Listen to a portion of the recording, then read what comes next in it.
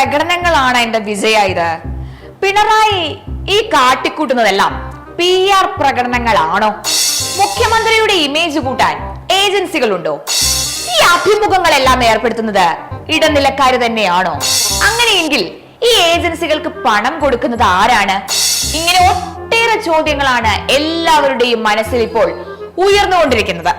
എന്റെ പട്ടി വരും വീട്ടിൽ ചെന്ന പിള്ളേരുടെ ചോദ്യം, ഇവിടെ വന്ന സാറിന്റെ ചോദ്യം, എന്നിട്ട് ഞാൻ ഇവർ രണ്ടുപേരുടെ മുന്നിൽ ചോദ്യം ചെയ്യുന്ന പോലെ നിൽക്കുക. മുഖ്യമന്ത്രി പിണറായി വിജയൻ ദ ഹിന്ദു ദിനപത്രത്തിന് നൽകിയ അഭിമുഖത്തിൽ സ്വർണ്ണക്കടത്തിലെ മലപ്പുറം പരാമർശം വിവാദമായതിനു പിന്നാലെ ഇരട്ടച്ചങ്കനും സൂര്യതേജസ്സും ഒക്കെയായ നമ്മുടെ മുഖ്യന്റെ മുട്ട് കൂട്ടിയിടിക്കുകയാണ്. സംഭവം വിവാദമായപ്പോൾ വിശദീകരണവുമായി നമ്മുടെ മുഖ്യന്റെ ഓഫീസ് രംഗത്തെത്തി.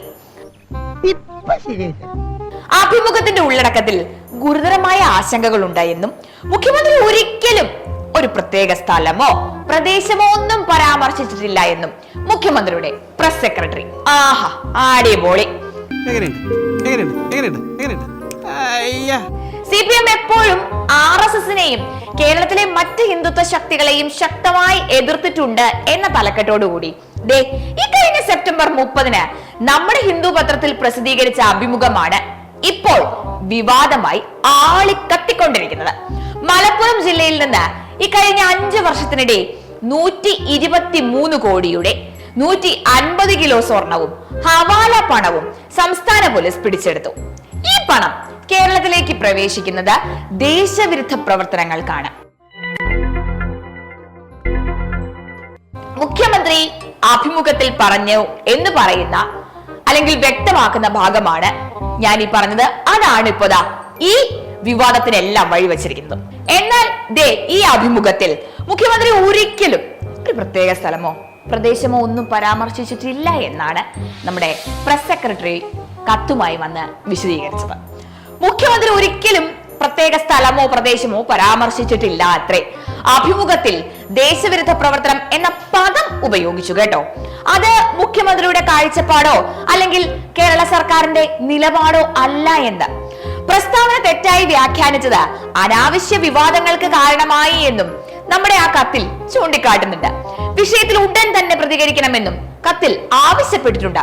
ഇനിയാണ് ട്വിസ്റ്റ്. ഇതേ സമയം തന്നെ ഈ അഭിമുഖത്തിൽ പറയാത്ത കാര്യം ഉൾപ്പെടുത്തിയതിൽ ഖേദം പ്രകടിപ്പിക്കുന്നതായി ദ ഹിന്ദു അറിയിച്ചു. കേട്ടോ, തീർന്നിട്ടില്ല.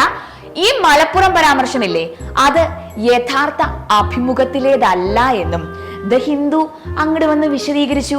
ഈ പരാമർശം ഉൾപ്പെടുത്തിയത് PR ഏജൻസിയുടെ ആവശ്യപ്രകാരമാണത്രേ. എന്ത് പ്രഹസനമാണ് സജി.